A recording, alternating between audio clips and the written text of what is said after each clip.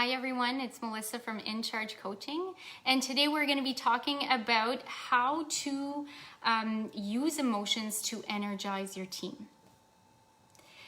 So for those who don't know me, I work with team leaders, I work with managers to help them build high-performing teams so they can position themselves as influential, recognized, and valuable leaders in their organization.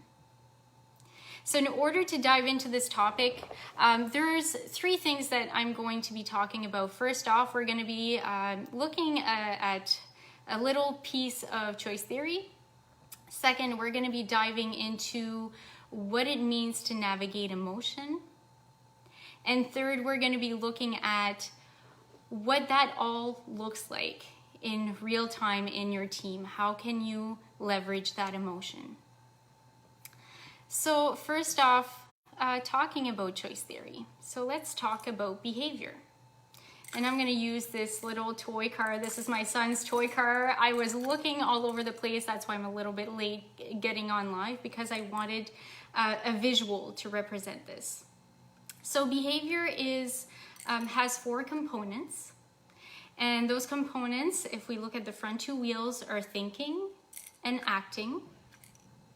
And the back wheels are feelings and physiology. So the feeling wheel is in the back.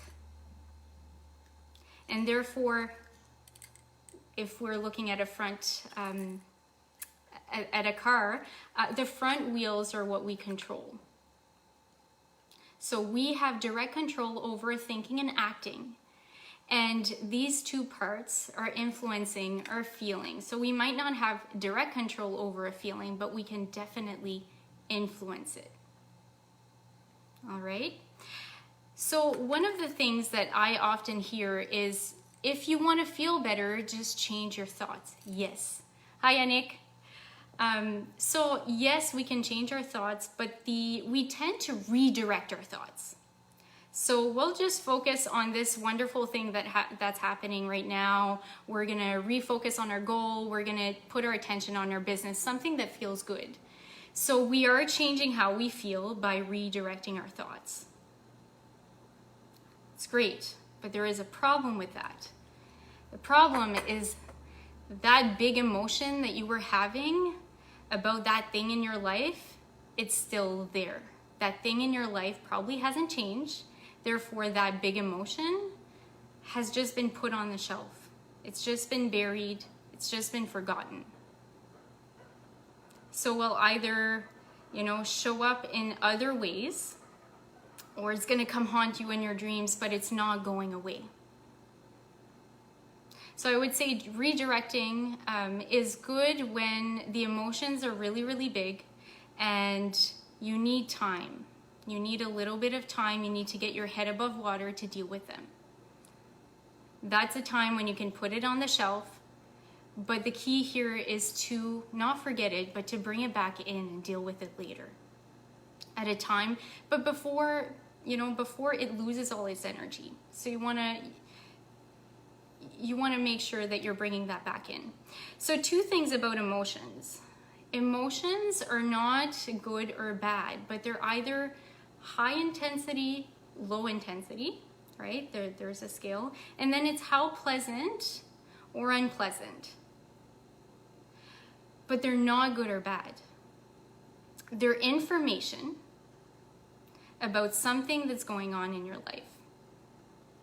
And then you can choose to either explore your perception of that thing in your life or that thing that's going on at work. And you can choose to do something about it. And that's where the real power lies, and that is where you see transformation, where you see change, and you can actually use that emotion. So that leads me to my second point, which is navigating emotions. And when we think about emotional intelligence, when we think about emotional mastery, we forget that piece. We know we need to be aware of what we're feeling. We know we need to be able to name it, to know what it means.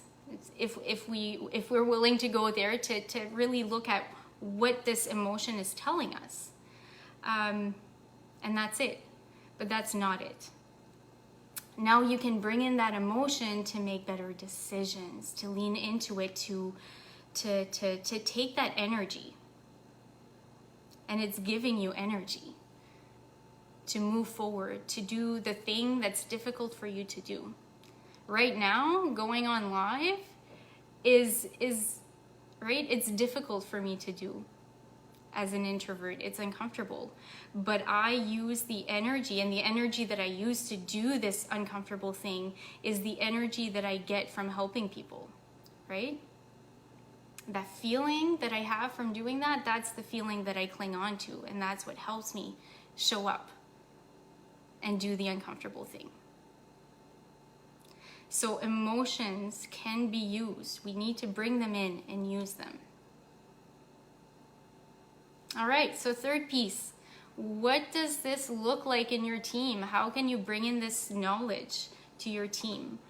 Well, first off, you need to know what your team is feeling, right? To have that awareness, to go exploring that. And then once you're clear on what your team is feeling, then you can line it up with the appropriate action.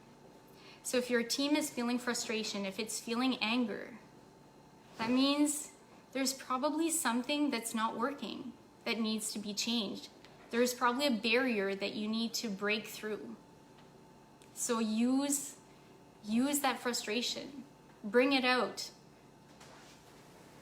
and focus on breaking through that barrier. If your team is feeling fearful, that means there's something that they're concerned about that needs to be protected. So this is the time to be working on prevention or protection. And if your team is feeling excitement, anticipation, this is the perfect time to be curious, to explore ideas, to explore new options, to create new options, and to innovate. So this is a great time to grow. So how you harness that energy is by knowing what they're feeling and then choosing to align that direction with, matching the feeling up with the action. So what are we focusing on right now?